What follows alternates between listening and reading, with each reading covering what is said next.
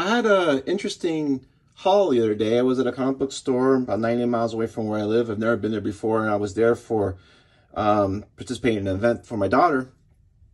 And we had downtime, and whenever I have downtime and I'm someplace I haven't been before, I look for used books in comic book stores.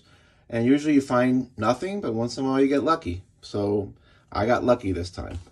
So I kind of wanted to just kind of go over these issues and just kind of show them off, because it's not like these are gem mint and they're worth this and that. I mean, they're reader copies. But they're kind of interesting books. I had these books when I was a teenager, so it's kind of fun to see that I somehow got them back. So the first one is this Marvel Treasury edition of Conan the Barbarian from 1975.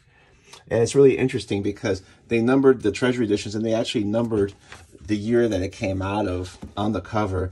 This is from early Conan, that was written by Roy Thomas and drawn by Barry Windsor-Smith, or before he became Windsor-Smith, Barry Smith. And these are oversized copies.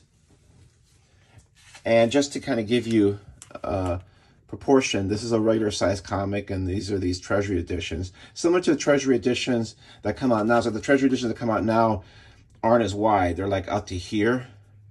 So it's not like exactly the, I think the exact proportion of a regular comic book, just expanded. But the reason I got this is that I'm a huge Barry Windsor-Smith fan. Always have been, ever since I first saw his work. And these are early issues featuring Barry Windsor-Smith's work.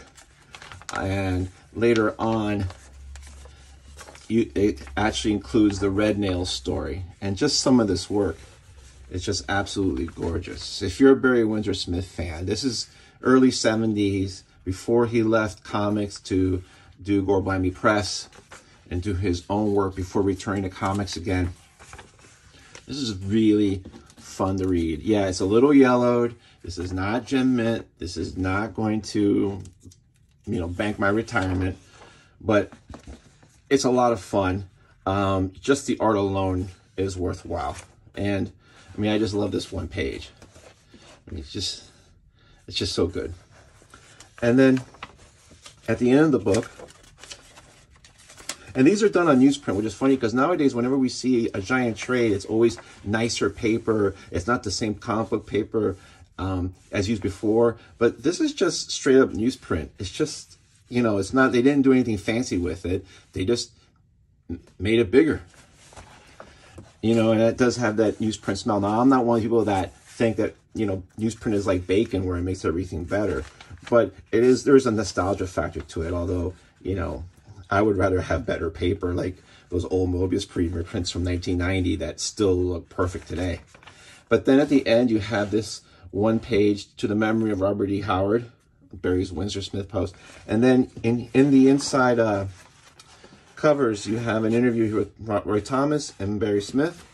And it continues here. You have this issue, and then this is your last page, which is just a gorgeous piece. This just really looks really good. This is probably the nicest surviving page of this Treasury edition. It's just gorgeous. I mean, you like cut that and frame that, and it's just really wonderful. Now, keeping on the Barry Windsor-Smith tip is the Young Gods and Friends. I did have the Young Gods books, the 9 issues, 25, 30 years ago, and then sold them eventually. And I didn't know that these were collected in hardcover. So I saw it there, and the price I think was fair, maybe it was fair. I mean, it was cover price. Now I remember it was $29.95, which is $29.95, which is about the price. But it's in really good condition.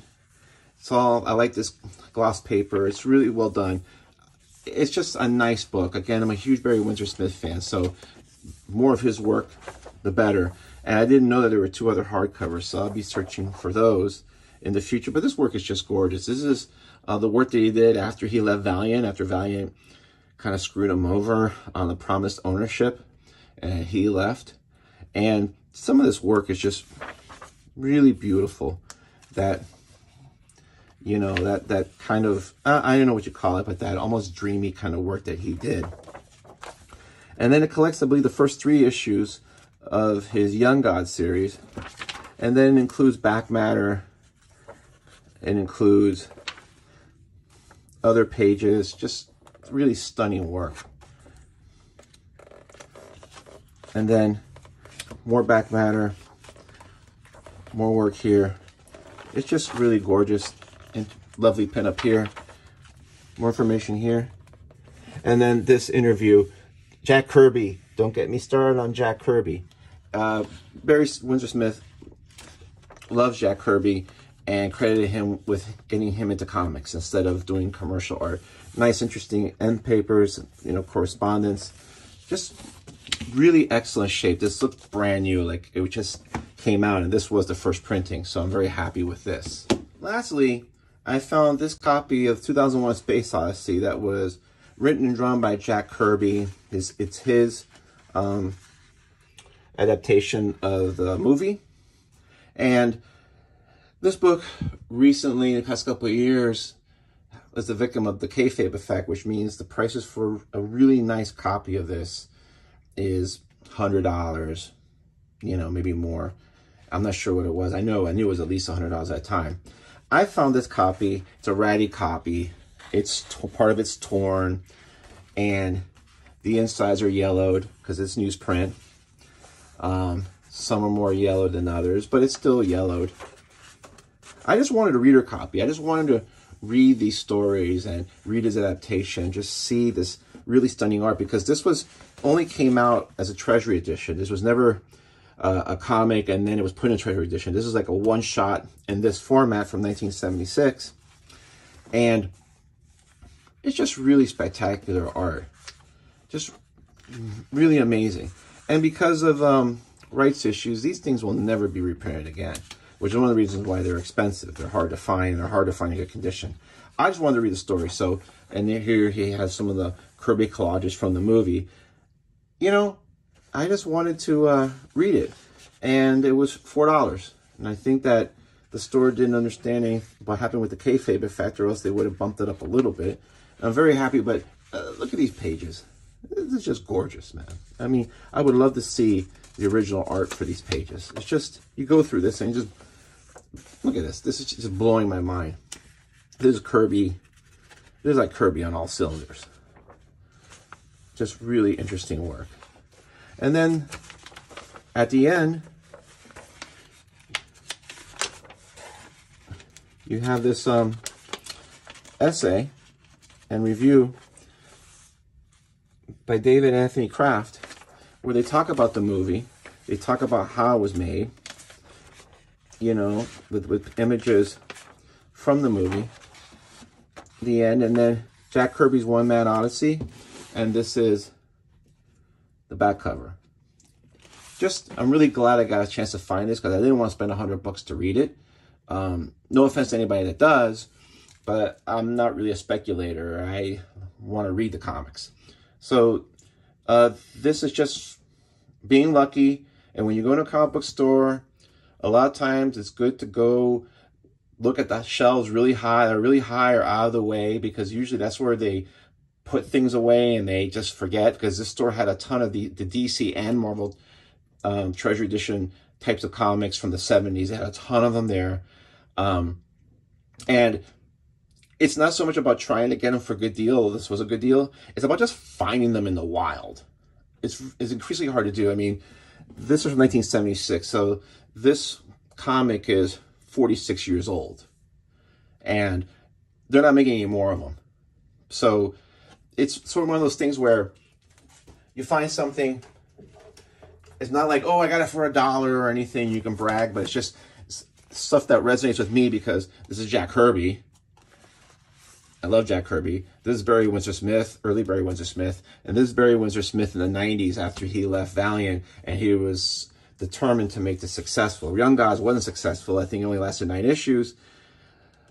Part of that is because I don't think it was distributed and promoted properly. And I think also the books were oversized. The books were like this size. And I remember Brian Hibbs had a comment when he interviewed Barry Windsor-Smith that people seem to have a problem with comics that don't fit their long boxes and short boxes. Like if it's a different size, it just won't stick. And I don't know why, but I think there's a lot of truth in that statement. So when you go to your little comic store or another store. Look for stores that you haven't gone to. Go to used bookstores too, because sometimes they have a graphic novel section and they don't know what's going on with comics. And sometimes it's good to visit the long boxes and go through the dollar bin and do that. But a lot of times it's good, especially if you're like limited on time, go where the graphic novels are. Go where the big books are. If they're like to get these books, they were on the top shelf of this huge shelf. I actually had to like get like one of those 1.5-foot step stools, and I'm 6'2", and I still wasn't like eye level with these books, but I was high enough where I could look at them and grab them. So anything that's like 7-8 feet above the ground, that's the kind of things you want to look at, because maybe there's stuff there that's just thrown there for no other reason than nobody's asked for it, and then people forget about it and nobody wants to go and look up. But that's where a lot of times you'll find these like little nuggets. And that's what I do. And I got lucky this time, like I said. Anyway, happy hunting. And I'm sure everybody else has gotten really great books that way. So if you're curious, let me know what you got. Because it's always cool when you find these books out in the wild and not on eBay.